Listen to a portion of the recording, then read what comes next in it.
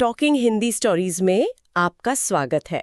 आज हम एक बहुत ही दिलचस्प कहानी पे बात करने वाले हैं। सोचिए, बहुत समय पहले एक छोटे से गांव में एक किसान, उसके मन में ना एक चिंता थी अपने बेटे रघु को लेकर। होनहार तो था लड़का, पर मन टिकता ही नहीं था एक जगह। और किसान को ये पता था कि भाई असली ताकत पैसे या जोर में नहीं है, वो तो अंदर है, ध्यान में, फोकस में। सही बात है। तो उसने अपने बेटे को ये सिखाने के लिए एक कह सकते हैं एक परीक्षा सी ली, एक ऐसा तजुर्बा जिसने रघु की पूरी जिंदगी ही बदल दी। आज हम इसी कहानी की गहराइयों में उतर रहे हैं, किसान का बेटा और फोकस की शक्ति। हाँ, ये लोक कथा है। सुनने में तो बड़ी सीधी सादी लगती है, पर इसके अंदर जो बातें हैं वो सोचने लायक हैं। बिल्कुल। तो कहानी में किरदार कौन कौन है? एक तो वो किसान है, सीधे साधे पर समझदार, अनुभवी। उनका बेटा रघु, कोई 14 साल का, दिमाग तेज पर ध्यान आसानी से भटकने वाला, चंचल मन। हाँ बिल्कुल। और फिर गांव वाले हैं जो अक्सर रघु की इस अस्थिरता पर हंसते भी थे। माहौल है एक छोटे से गांव का, जी जी। शांत सा, प्रकृति से जुड़ा हुआ। तो आज हम कोशिश करेंगे कि इस कहानी को परत दर परत खोले, किरदारों को समझें और फोकस का जो महत्व बताया गया है उस पे बात करें। जरूर। देखते हैं कहानी हमें क्या सिखाती है ध्यान की शक्ति के बारे में। तो शुरू में रघु की दिक्कत क्या थी? यही कि वो किसी एक चीज पर टिक नहीं पाता था। मतलब पढ़ाई शुरू की तो थोड़ी देर में ध्यान कहीं और, खेल में मन लगाया तो कुछ देर में बोरियत, खेत का काम पकड़ा तो वो भी अधूरा। शुरू तो कर लेता था पर पूरा नहीं कर पाता था। बिल्कुल। काम शुरू करने का जोश तो होता था, पर जल्दी ही हवा निकल जाती थी। नतीजा सब अधूरा अधूरा। और पिता ये सब देख रहे थे। उनकी चिंता बढ़ रही थी। वो सोचते थे अगर ये ऐसे ही ध्यान भटकाता रहा तो मतलब जिंदगी में कुछ बन पाएगा क्या, कुछ हासिल कर पाएगा? ये चिंता लाजमी थी, एक पिता की भी और एक अनुभवी व्यक्ति की भी, जो देख रहा है कि प्रतिभा है पर वो बेकार जा रही है। सही। और देखिए, रघु की ये हालत सिर्फ कहानी नहीं है, ये हम सब में कहीं ना कहीं होता है, खासकर जब हम चीजें सीख रहे होते हैं। हाँ, मन तो भागता ही है। बिल्कुल, दिमाग नई चीजों की तरफ जाता है, पर जब ये आदत बन जाए ना तो मुश्किल होती है। फिर आप सिर्फ वक्त बर्बाद नहीं करते, आपका आत्मविश्वास भी कम होता है। अच्छा। हाँ, हर अधूरा काम आपको ये महसूस कराता है कि शायद मैं ये कर ही नहीं सकता, और फिर आप बाहर दोष ढूंढने लगते हैं। कहानी इसी तरफ इशारा करती है। सही कहा। तो इसी मुश्किल का हल निकालने के लिए पिता ने एक तरीका सोचा। कोई भाषण नहीं, कोई डांट डपट नहीं। हाँ, प्रैक्टिकल तरीका। हाँ बिल्कुल, अनुभव से सिखाने का फैसला किया।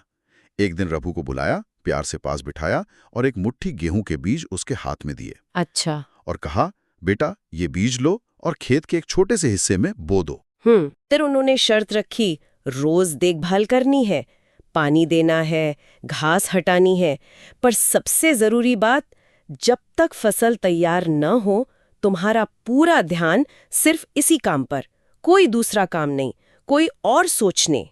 कर पाओगे?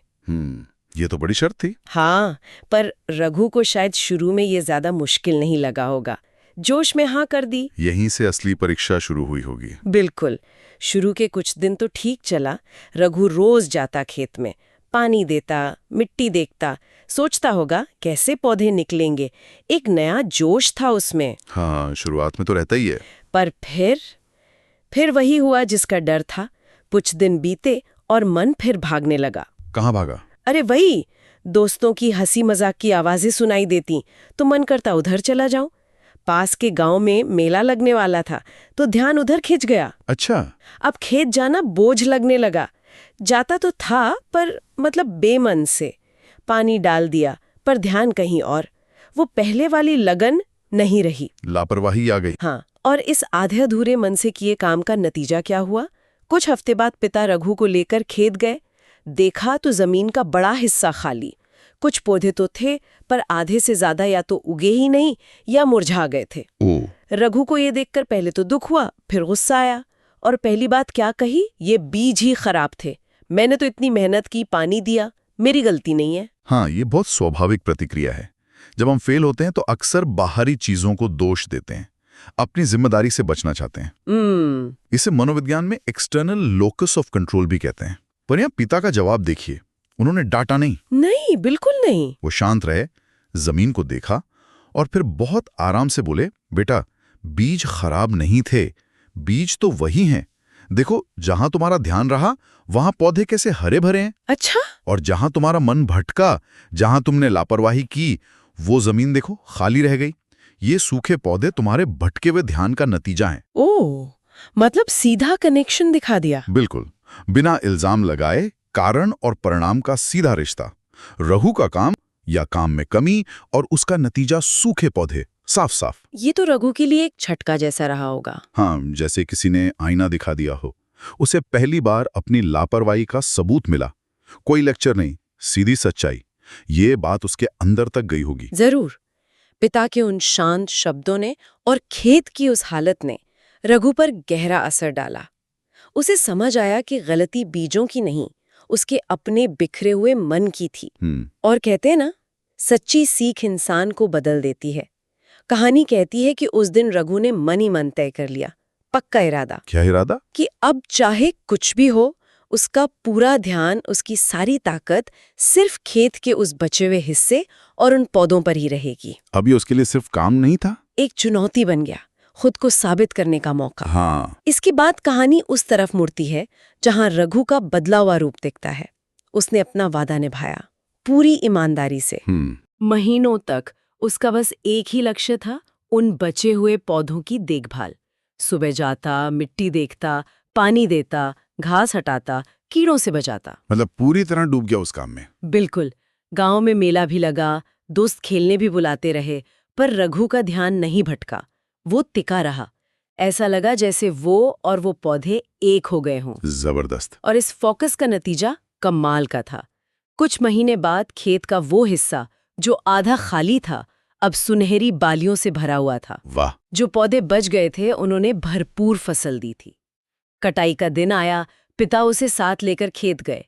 पकी फसल देखकर रघु की आंखों में खुशी थी, गर्व था। होना ही था, मेहनत रंग लाई थी। तब पिता ने उसे पास बुलाया, कंधे पर हाथ रखा और वो बात कही जो इस कहानी का दिल है। क्या कहा? उन्होंने कहा, देख बेटा, ये खेत सिर्फ खेत नहीं है, ये तेरी जिंदगी का आईना है। जब तेरा ध्यान भटका हुआ था तो मेहनत भी बेकार गई, जमीन खाली रह गई। लेकिन जब तूने अपना पूरा ध्यान, अपना पूरा फोकस इस छोटे से हिस्से पर लगाया, तो देख, इसी मिट्टी ने सोना उगा दिया। वाह, क्या बात कही। याद रखना, असली ताकत बाहर नहीं, अपने मन को साधने में है, एक जगह ध्यान टिकाने में है। बिल्कुल। ये बातें रघु के दिल में उतर गईं।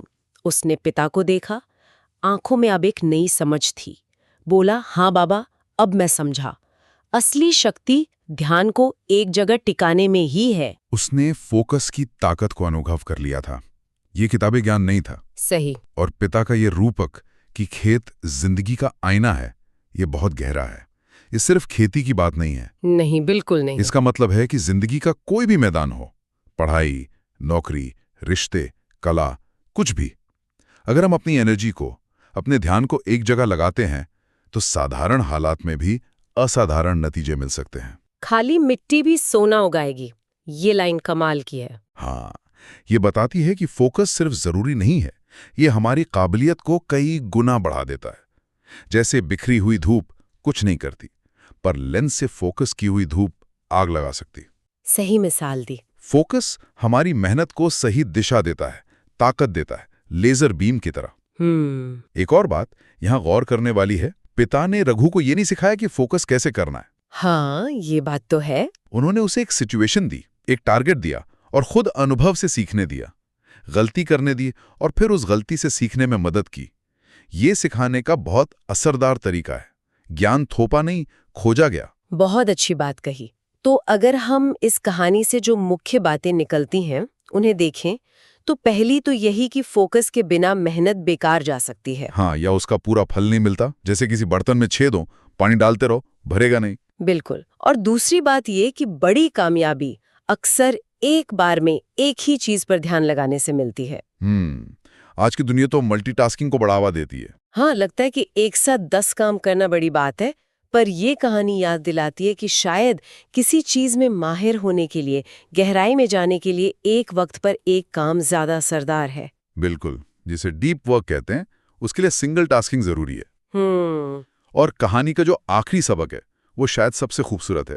ध्यान ही वो बीज है जिससे जिंदगी की सबसे बड़ी फसल मिलती है। वाह। यहाँ फोकस को सिर्फ एक दिमागी कसरत नहीं माना गया, उसे जिंदगी में कामयाबी और सुकून का सोर्स माना गया है। जैसे बीज में पेड़ या फसल छिपी होती है, वैसे ही हमारे ध्यान में हमारे सपने पूरे करने की चाबी है। ये तो बहुत गहरी बात है। ये वो इन्वेस्टमेंट है जिसका रिटर्न सबसे ज्यादा है। एक समय में एक काम पर ध्यान देना सिर्फ प्रोडक्टिविटी नहीं बढ़ाता, ये जिंदगी को एक मकसद देता है, हमें आज में जीना सिखाता है। तो कुल मिलाकर ये कहानी रघु के बदलने की कहानी है, एक चंचल मन वाले लड़के की जो पिता की समझदारी और अपने तजुर्बे से एकाग्रता की शक्ति को पहचानता है। ये हमें याद दिलाती है कि हमारी जिंदगी के नतीजे इस बात पर बहुत निर्भर करते हैं कि हम अपना ध्यान कहाँ लगा रहे हैं। ध्यान और भाग्य का एक रिश्ता है। हाँ बिल्कुल। और ये कहानी आज के जमाने के लिए एक बहुत जरूरी सवाल छोड़ जाती है। हम एक ऐसे दौर में हैं जहां ध्यान भटकाने वाली चीजों की कोई कमी नहीं है। बिल्कुल। फोन, सोशल मीडिया, इतनी सारी जानकारी। रघु के सामने तो सिर्फ मेला था या दोस्त थे, हमारे सामने तो विकर्षणों का पूरा जाल है। ऐसे में रघु की तरह एक चीज पर टिके रहना, फोकस करना कितना मुश्किल है और शायद उतना ही जरूरी भी। सही बात है। ये कहानी हमें सोचने पर मजबूर करती है कि क्या हम आज भी अपनी मिट्टी में सोना उगाने के लिए जरूरी ध्यान लगा पा रहे हैं, या हमारा ध्यान इतना बिखर गया है कि हमारी एनर्जी यूं ही जाया हो रही है। फोकस करने की ये कला आज के डिजिटल युग में किसी सुपर पावर से कम नहीं है मेरे ख्याल से। बिल्कुल सही कहा, ये सोचने वाली बात है। तो ये थी हमारी आज की कहानी और उस पर चर्चा। उम्मीद है आपको ये बातचीत पसंद आई होगी। अगर हाँ तो इसे लाइक करें, शेयर करें और टॉकिंग हिंदी स्टोरीज को सब्सक्राइब करना ना भूलें। हम ऐसी ही और कहानियां और उन पर चर्चा लेकर आते रहेंगे। धन्यवाद। धन्यवाद।